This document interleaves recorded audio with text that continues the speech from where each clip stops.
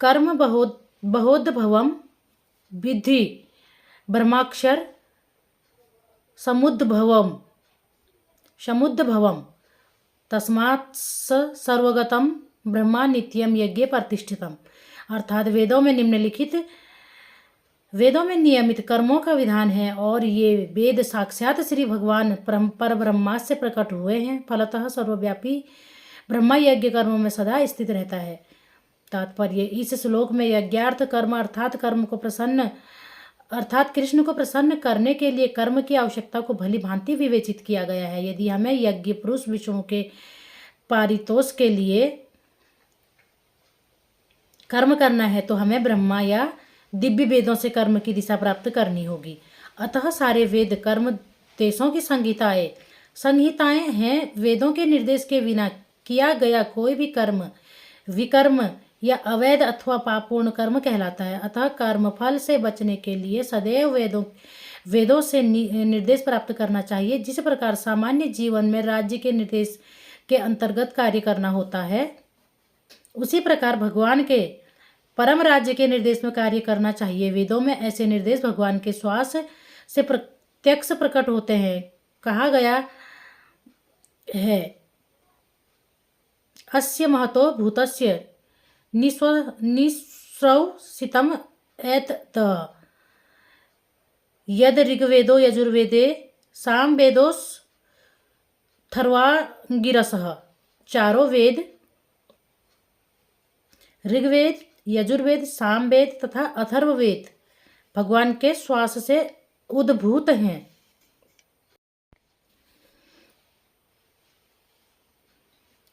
बृहदारण्यक उपनिषद में 4, 5, 11 ब्रह्म संहिता से प्रमाणित होता है कि सर्वशक्तिमान होने के कारण भगवान अपने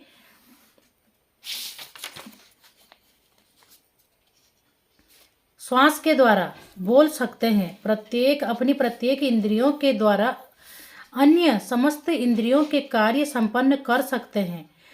दूसरे शब्दों में भगवान अपनी निश्वास के द्वारा बोल सकते हैं और वे अपने नेत्रों से गर्भाधान कर सकते हैं। वस्तुतः यह कहा जाता है कि उन्होंने प्रकृति पर दृष्टिपात किया और समस्त जीवों को गर्भास्थ किया। इस तरह प्रकृति के गर्भ में बद्ध जीवों को प्रविष्ट करने के पश्चात उन्हें वैदिक ज्ञान के रूप में आदेश दिया, जिससे वे भगवत धाम वापस जा सके। हमें यह सदैव स्मरण रखना चाहिए कि प्रकृति में सारे बद्ध जीव भौतिक भोग के लिए इच्छुक रहते हैं, किंतु वैदिक आदेश इस प्रकार बनाए गए हैं कि मनुष्य अपनी विकृत इच्छाओं की पूर्ति कर सकता है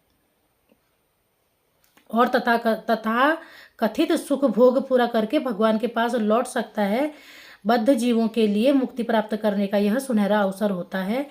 अतः उन्हें चाहिए कि कृष्ण भावना भावित होकर यज्ञ विधि का पालन करें, यहाँ तक कि जो वैदिक आदेशों का पालन नहीं करते हुए श्री कृष्ण भी कृष्ण भावना मृत के सिद्धांतों को ग्रहण कर सकते हैं, जिससे वैदिक यज्ञों का कर्मों की पूर्ति हो जाएगी। एवं परिवर्तितं चक्रम नानुवर्तयतिह यः अघायुरिनिन्द्रिया रामो मोघम पार्थ स जीवितम। अर्थात, हे प्रिय अर्जुन, जो मानव जीवन में इस प्रकार वेदों द्वारा स्थापित यज्ञ चक्र का पालन नहीं करता, वह निश्चय ही पापमय जीवन व्यतीत करता है। ऐसा व्यक्ति केवल इंद्रियों की तुष्टि के लिए व्यर्थ ही जीवित रहता है। तात्पर्य, इस श्लोक में भगवान ने कठोर परिश्रम करो और इंद्रिय तृप्ति का आनंद लो, इस सांसारिक विचारधारा का तिरस्कार किया है। अतः जो लोग इस संसार में भोग करना चाहते हैं, उन्हें उपयुक्त यज्ञ चक्र का अनुसरण करना परम आवश्यक है। जो ऐसे विधि विधानों का पालन नहीं करता, अधिकाधिक तिरस्कृत होने के कारण उसका जीवन अत्यंत संकटपूर्ण रहता है। प्रकृति के नियमानुसार यह मानव शरीर विशेष रूप से आत्म साक्षात्कार के लिए मिला है, जिससे कर्म योग, ज्ञान योग तथा भक्ति योग में से किसी एक विधि से प्राप्त किया जा सकता है। इन योगियों के लिए यज्ञ संपन्न करने की कोई आवश्यकता नहीं रहती, क्योंकि ये पाप पुण्य से परे होते हैं। किंतु जो लोग इंद्रिय तृप्ति में जुटे हुए हैं, उन्हें पूर्वोक्त यज्ञ चक्र के द्वारा शुद्धिकरण की आवश्यकता रहती है। कर्म के अनेक भेद होते हैं। जो लोग कृष्ण भावना भावित नहीं हैं, वो निश्चय ही विषय परायण होते हैं, अतः उन्हें पुण्य कर्म करने की आवश्यकता होती है। यज्ञ पद्धति इस प्रकार सुनियोजित है कि विषयोन्मुख लोग विषयों के फल में फंसे बिना अपनी इच्छाओं की पूर्ति कर सकते हैं। संसार की संपन्नता हमारे प्रयासों पर नहीं, अपितु परमेश्वर की पृष्ठभूमि योजना पर निर्भर है, जिसे देवता संपादित करते हैं। अतः वेदों में वर्णित देवताओं को लक्षित करके यज्ञ किए जाते हैं।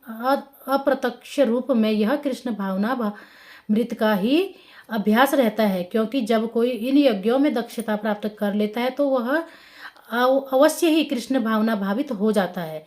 किंतु यदि ऐसे यज्ञ करने से कोई कृष्ण भावना भावित नहीं हो पाता तो इसे कोरी आचार संहिता समझना चाहिए।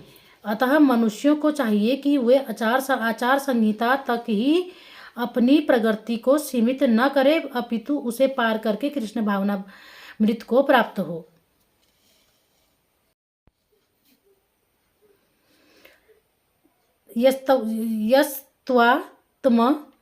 यस्तात्म रतिरेव स्यादात्म मृत प्रश्नश्च मानवः आत्मन्येव च संतुष्ट ततस्य कार्य न विद्यते। अर्थात किंतु जो व्यक्ति आत्मा में ही आनंद लेता है तथा जिसका जीवन आत्म साक्षात्कार युक्त है और जो अपने ही में ही पूर्णतया संतुष्ट रहता है, उसके लिए कुछ कारणीय कर्तव्य नहीं होता। तात्पर्य, जो व्यक्ति पूर्णतया कृष्ण भावना भावित है और अपने कृष्ण भावना मृत के कार्यों से पूर्णतया संतुष्ट रहता है, उसे कुछ भी नियत कर्म नहीं करना होता। कृष्ण भावना भावित होने के कारण उसके हृदय का सारा मैल तुरंत धुल जाता है, जो हजारों यज्ञों को संपन्न करने पर ही संभव हो पाता है। इस प्रकार चेतना के शुद्ध होने से मनुष्य परमेश्वर के साथ अपने संबंध के प्रति पूर्णतया आश्वस्त हो जाता है। भगवत कृपा से उसका कार्य स्वयं प्रकाशित हो जाता है। अतएव वैदिक आदेशों के प्रति उसका कर्तव्य निःशेष हो जाता है। ऐसा कृष्ण भावना भावित व्यक्ति कभी भी भौतिक कार्यों में रुचि नहीं लेता और ना ही उसे सुरा सुंदरी तथा अन्य प्रलोभनों में कोई आनंद मिलता है। नैव तस्यः कृतेनार्थो न कृतेनेह कश्चन न चास्यः सर्वभूतेषु कश्चिदर्थव्यपाश्रयः। अर्थात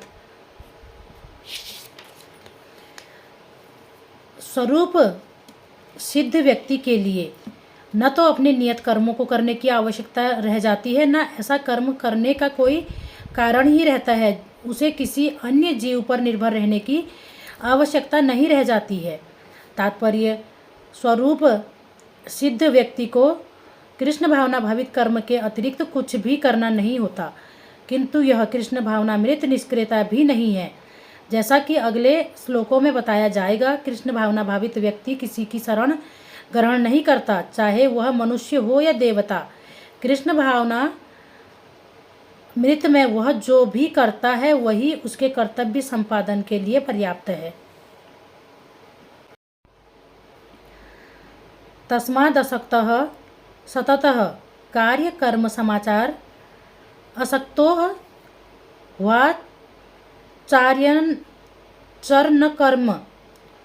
कर्म परमाप्नोति पुरुषः। अर्थात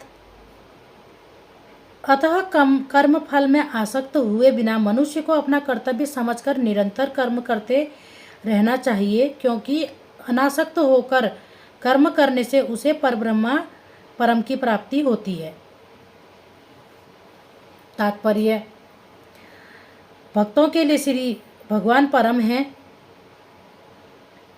और निर्विशेषवादियों के लिए मुक्ति परम है। अतः जो व्यक्ति समुचित पद प्रदर्शन पाकर और कर्मफल से अनासक्त होकर कृष्ण के लिए या कृष्ण भावनामृत में कार्य करता है, वह निश्चित रूप से जीवन लक्ष्य की ओर प्रगति करता है। अर्जुन से कहा जा रहा है कि वह कृष्ण के लिए कुरुक्षेत्र के युद्ध में लड़े क्योंकि कृष्ण की इच्छा है कि वह ऐसा करे। उत्तम व्यक्ति होना या अहिंसक होना व्यक्तिगत आसक्ति है, किंतु फल की आसक्ति से रहित होकर कार्य करना परमात्मा के लिए कार्य करना है। यह उच्चतम कोटि का पूर्ण कर्म है जिसकी संस्तुति भगवान कृष्ण ने की है। नियत यज्ञ जैसे वैदिक अनुष्ठान उन पाप कर्मों की शुद्धि के लिए किए जाते हैं जो इंद्रिय तृप्ति के उद्देश्य से किए जाते हैं वो गए हों, किंतु कृष्ण भावनामृत में जो कर्म किया जाता है वह अच्छे या बुरे कर्म के फलों से परे है। कृष्ण भावना भावित व्यक्ति में फल के प्रति लेस मात्र आसक्ति नहीं रहती, वह तो केवल कृष्ण के लिए कार्य करता है। वह समस्त प्रकार के कर्मों में रत रहकर भी पूर्णतया अनासक्त रह आता है।